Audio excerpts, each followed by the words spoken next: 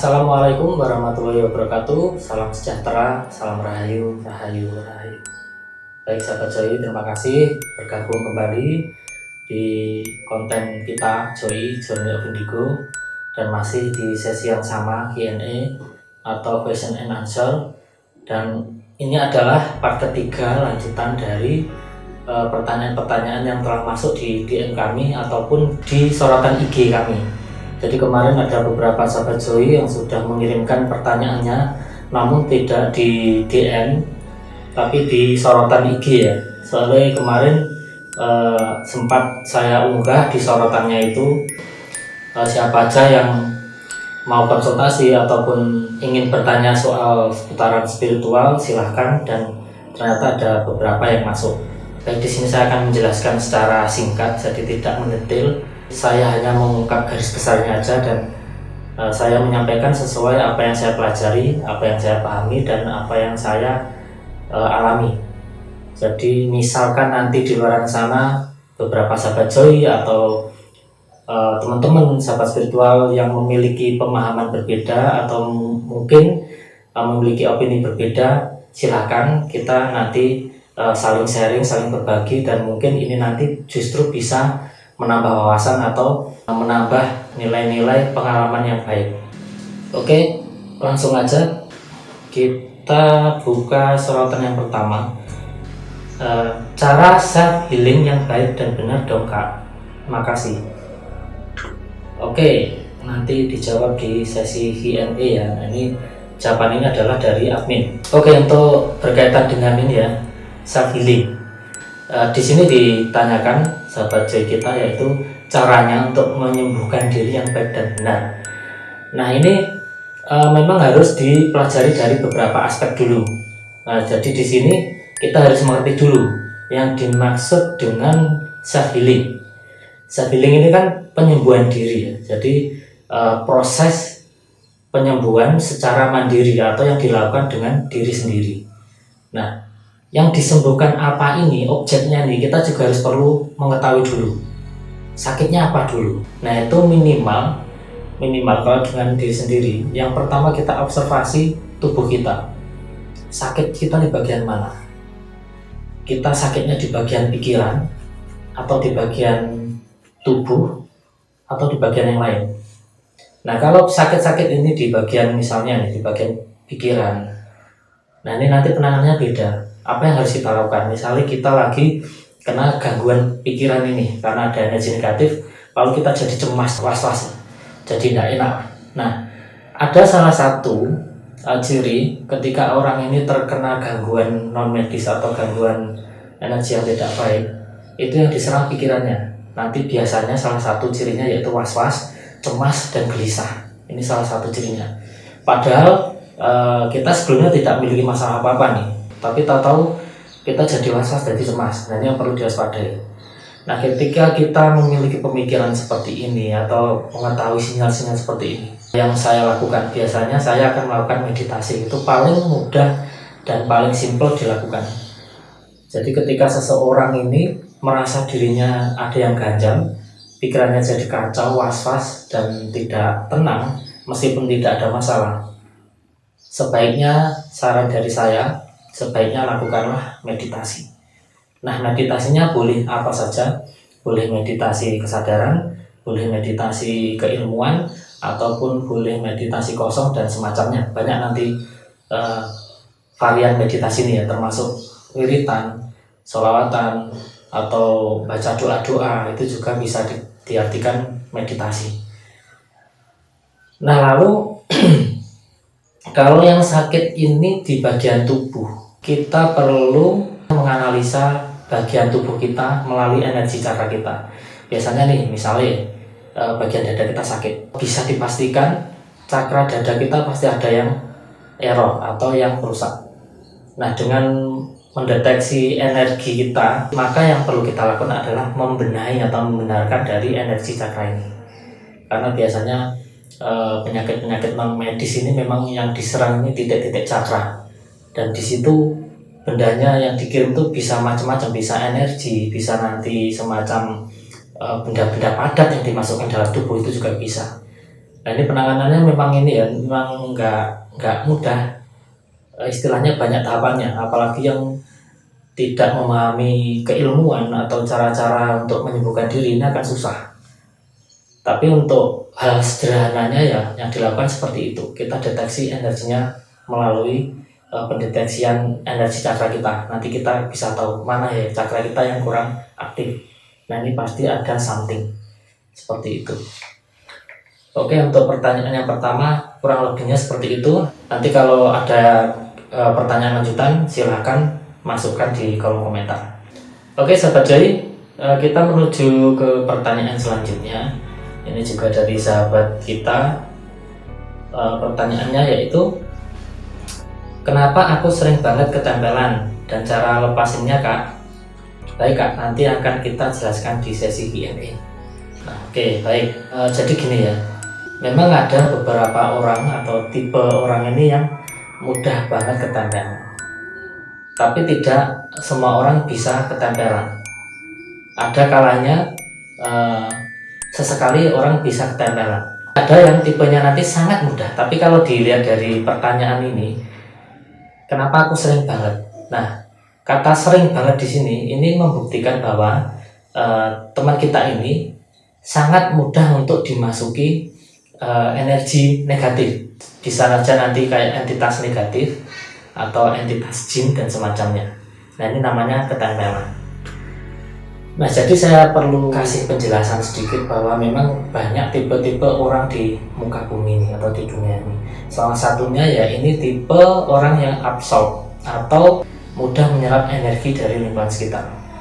Nah bisa jadi sahabat kita Jai ini dia adalah salah satu tipe absorb. Nah, orang-orang yang memiliki tipe seperti ini, maka dia memiliki daya magnet yang tinggi untuk energi lain mendekat. Nah, makanya di sini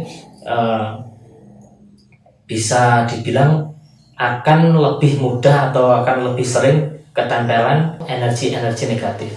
Lalu cara melepasinnya gimana kan? Nah, untuk cara melepasinnya ini memang kita harus perlu analisa dulu atau perlu melalui serangkaian observasi energi apa yang menempel pada kita ini. Karena energi ini kan bentukannya banyak. Bisa jadi energi ini adalah energi negatif ataupun energi yang menempel ini bisa aja energi yang positif juga. Jadi atau belum tentu energi yang menempel ke kita ini energi yang selalu negatif. Bisa aja yang positif. Kita cek dulu nih, energi yang menempel kita tuh energi seperti apa. Terus kita dapatnya energi ini di saat kita lagi ngapain, atau mungkin kita lagi berjalan di tempat seperti apa, atau kita baru bertamu ke rumah siapa misalnya. Nah, orang-orang yang memiliki energi penyerap ini memang perlu hati-hati dan perlu proteksi diri supaya kita ini bisa menyerap energi positif saja. Jadi nanti memang ada keilmuan khusus untuk mengatasi orang-orang yang absorb atau orang-orang yang memiliki tipe ini. Mudah sekali untuk menyerap energi dari luar.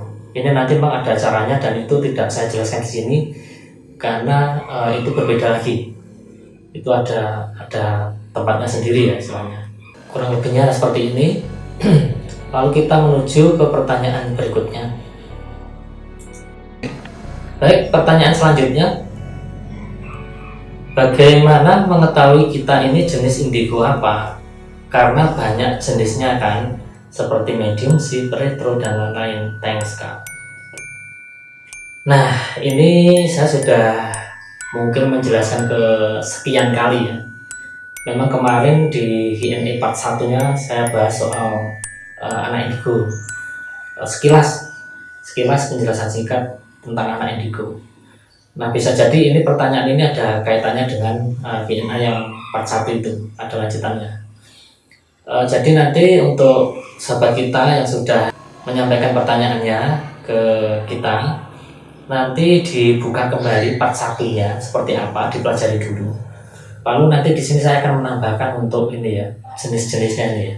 Oke, saya akan mengulang sedikit Q&A part 1 penjelasan soal indigo. Di situ sudah saya jelaskan bahwa indigo sendiri anak-anak yang memiliki aura tubuh dasar ini berwarna ungu.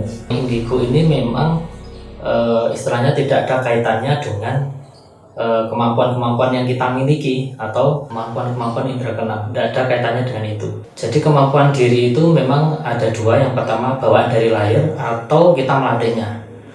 Nah, jadi indigo ini hanya anak-anak yang memiliki jiwa tua. Berkaitan dengan pertanyaannya sahabat Joy kita yang ini, yang masuk, jenisnya apa? Nanti bisa dicek di Google ya. Memang banyak artikel yang mengulas soal indigo. Dan di sana juga ada banyak peneliti yang memiliki penalarannya sendiri atau memiliki kesimpulan dari hasil penelitiannya. Memang ini masih jadi bahan kajian dari beberapa orang. Baik, jadi saya akan menjelaskan di sini secara garis besar. Untuk anak indigo itu sendiri memang banyak tipenya.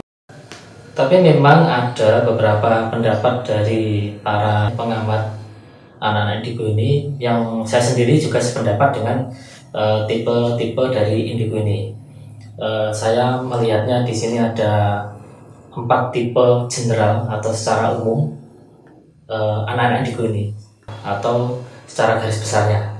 Yang pertama yaitu anak indigo multidimensional, lalu yang kedua tipe humanis, yang ketiga ini nanti konseptual, lalu yang keempat yaitu artis. Dari 4 tipe ini akan berbeda-beda.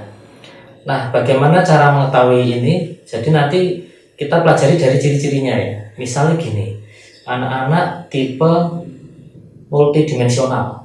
Nah, ini biasanya anak-anak dengan tipe ini, ciri-cirinya, dia memiliki kemampuan bawaan atau dia melatih kemampuan ini. Salah satunya dia bisa berkomunikasi dengan entitas lain, atau bisa berkomunikasi dengan makhluk halus dan semacamnya. Atau bisa jadi mereka bisa menganalisa kejadian di luar nalar kita, misalnya yang akan datang ataupun yang sudah terjadi. Atau bisa jadi anak ini memiliki kemampuan mengetahui kejadian di tempat yang lain, atau kemampuan anaknya yang bisa menggunakan telepatinya atau menyalurkan energinya lewat pikiran. Ada juga nanti anak yang memiliki kemampuan yaitu menggerakkan benda dari kekuatan pikiran, itu juga ada. Nah, ini salah satu ciri-ciri dari anak indigo tipe multidimensional. Lalu untuk anak yang bertipe humanis, ini agak berbeda. Jadi dia sama sekali tidak tidak terlalu mencolok seperti layaknya anak-anak indigo. Nah, ini kadang yang kita jarang tahu dan jarang sadari. Ternyata di sana tuh banyak anak-anak indigo itu yang tidak terlalu terlihat selayaknya anak indigo, karena dia adalah tipe humanis. Nah, tipe-tipe humanis ini dia ciri-cirinya, dia tuh menjadi seorang yang sangat peduli dengan orang lain atau dengan lingkungan. Misalnya seperti ini, ketika di suatu tempat ada terjadi bencana alam, orang-orang yang tipe humanis ini dia langsung tergerak jiwanya dan pemikirannya ini untuk merencanakan sesuatu, membangun solidaritas untuk menolong sahabat-sahabat di sana yang terkena bencana. Nah, orang-orang yang pemikir seperti ini atau memiliki pemikiran seperti ini bisa digolongkan anak indigo tipe humanis. Jadi dia memiliki rasa empati dan simpati yang tinggi. Lalu untuk anak-anak indigo tipe konseptual, ini akan memiliki ciri yaitu dia akan memiliki gagasan atau penemuan yang tidak bisa dijangkau oleh pemikiran orang biasa. Jadi agak rumit. Misalnya ini seorang ahli penemu bola lampu atau penemu energi listrik. Jadi orang-orang yang memiliki pemikiran seperti ini, yang memiliki penelitian dan bahkan memikirkan soal keilmuan-keilmuan yang akan datang, teknologi dan semacamnya, yang itu belum atau jarang dipikirkan oleh orang-orang saat ini. Nah, ini bisa dibilang dia memiliki ciri-ciri anak indigo konseptual. Jadi pola-pola pemikirannya ini sulit diterima oleh orang-orang pada umumnya, karena dia pasti pemikirannya ini bisa 3 atau 5 langkah di depan atau lebih baik dibandingkan orang-orang biasa. Nah, ciri-cirinya seperti itu. Lalu untuk yang tipe keempat yaitu artis. indigo artis ini juga tidak begitu mencolok, jadi hampir tidak bisa dikenali apakah ini seorang indigo atau tidak, karena tipe ini tidak mencolok seperti tipe multidimensional. Nah, untuk tipe artis ini dia biasanya memiliki jiwa seni yang tinggi, tetapi jiwa seni di sini akan berbeda dengan orang-orang yang berjiwa seni pada umumnya. Biasanya dia nanti akan menyuguhkan seni itu yang berbau spiritual. Contohnya seperti ini. Misalnya dia menekuni bidang seni lukis, maka nanti lukisan-lukisan dia ini akan sulit diterima atau dicerna untuk orang-orang biasa. Jadi ada pesan-pesan spiritualnya di sana. Misalnya dia seorang pelantun puisi, maka puisinya ini nanti juga berbau-bau spiritual dan berbau roh dan semacamnya. Nah, ini adalah anak-anak yang memiliki ciri indigo tipe artis. Nah, ada beberapa orang ini yang bisa melukis entitas lain atau makhluk halus, atau bisa jadi makhluk-makhluk dari dimensi lain. Nah, tidak semua seniman ini akan bisa melukiskan seperti itu. Nah, ini juga ciri-cirinya. Jadi untuk sahabat Joy yang tadi sudah mengirimkan pertanyaan ke kita, bagaimana mengetahui bahwa kita ini jenis indigo apa, maka dari ciri-ciri yang saya sampaikan tadi sudah bisa dianalisa. Dan mungkin dari sahabat Joy ada yang memiliki tipe-tipe seperti yang saya sebutkan, bisa jadi Anda adalah salah satu indigo tipe itu. Dan memang seperti ini ya, untuk kemampuan indigo ini bukan kemampuan yang membanggakan ya, atau hal yang istilahnya istimewa, enggak lah. Karena menurut saya kemampuan diri itu lebih baik dilatih daripada kita hanya istilahnya mengharapkan hal yang secara instan. Dan di sana banyak salah persepsi bahwa anak-anak indigo ini memiliki kemampuan lebih sudah bawaan dari lahir atau sudah mendapat mukjizat dari Tuhan, lantas dia hebat. Tidak seperti itu ya. Jadi menurut saya keilmuan itu seyogyanya ya dilatih dari nol. Kalau kita pengen pintar ya kita harus belajar dulu. Misalnya kita pengen pintar matematika atau fisika ya kita harus belajar dari nol sampai kita benar-benar tahu. Nah, jadi di sini menurut saya kemampuan-kemampuan ini akan bisa hilang juga ya, atau bisa meredup seiringnya dengan apa yang kita lakukan. Misalnya ini, kita memiliki kemampuan bagus, kita bisa berkomunikasi dengan roh misalnya, tapi kita tidak pernah melatihnya, itu nanti kemampuan kita akan meredup. Dan misalnya nih, dalam kehidupan sehari-hari kita tidak mencerminkan orang-orang spiritual, atau perilaku kita ini tidak mencerminkan orang baik. Misalnya nih, saya mempunyai kemampuan untuk menggerakkan sesuatu, nah tapi ini saya pergunakan untuk menipu orang, atau bisa jadi perlakuan kita setiap hari tidak baik. Nah, ini akan merusak kemampuan bawaan dari diri kita nih, entah itu secara keilmuan atau didapatkan langsung dari Tuhan, atau istilahnya kayak gift dari Tuhan, pemberian Tuhan. Itu bisa saja meredup atau bisa hilang sesuai dengan apa yang kita lakukan atau perilaku hidup kita sehari-hari. Maka pesan saya untuk anak-anak yang memiliki kemampuan lebih, sebaiknya pergunakanlah dengan baik. Jangan dipergunakan untuk berbuat jahat. Memang bisa untuk berbuat kejahatan, memang bisa. Tapi itu nanti untuk menjauhkan diri kita dari Tuhan, ataupun justru mendekatkan diri kita ini dengan energi-energi yang tidak baik. Nanti yang ada ini bukan kemampuan dari Tuhan, tapi kemampuan dari jin semacamnya. Baik sahabat Joy, lalu kita menuju ke pertanyaan selanjutnya dari sahabat kita yang sudah masuk. Setiap kali meditasi selalu melihat cahaya ungu, kenapa ya kak? Nah, ini pertanyaan ini juga sering saya dengar, atau ada beberapa teman itu juga tanya soal gambaran-gambaran cahaya ketika dia meditasi. Nah, biasanya yang saya tahu, yang saya pahami, cahaya-cahaya ini muncul ketika kita melakukan meditasi kosong, yaitu mata kita terpejam. Nah, ketika mata kita terpejam, ini memang sering terjadi pancaran energi dari tubuh kita ataupun energi dari luar yang berupa siluet warna. Nah, memang tidak semua nanti ketika kita melakukan meditasi ini akan muncul. Hanya ketika kita atau seseorang melakukan meditasi ini dengan benar-benar sungguh-sungguh, maka cahaya-cahaya ini akan muncul. Dan cahaya ini menurut saya energi yang dipancarkan oleh tubuh kita. Karena apa? Biasanya energi terdekat dengan kita itu dari tubuh kita sendiri. Cahaya-cahaya ini dari tubuh kita sendiri dibanding dari energi dari luar. Nah, itu yang paling mudah dianalisa atau diketahui. Kalau di sini sahabat kita melihatnya cahaya ungu, ini menunjukkan bahwa saudara kita ini sedang melakukan meditasi untuk mendekatkan diri pada Sang Ilahi atau berkaitan dengan hal-hal spiritual. Ini akan memancarkan cahaya warna ungu. Berbeda lagi nanti kalau cahayanya ini berwarna merah atau hijau dan semacamnya. Ini nanti ada artinya berbeda-beda. Nah, karena di sini yang kita bahas cahaya ungu ini adalah gambaran bahwa kita tingkat spiritualnya itu tinggi. Mungkin seperti itu ya sahabat Joy. Dan untuk pembahasan sorotan di IG Joy kurang lebihnya seperti ini. Sudah ada 4 pertanyaan yang masuk dan sudah saya jawab semua.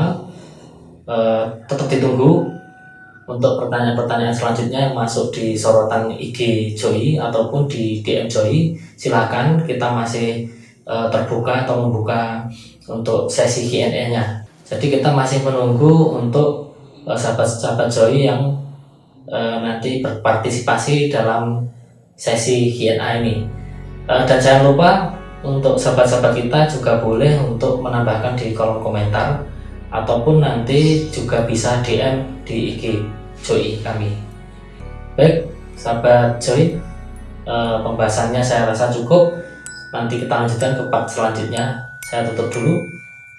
Assalamualaikum warahmatullahi wabarakatuh. Salam sejahtera, salam rahayu, rahayu, rahayu.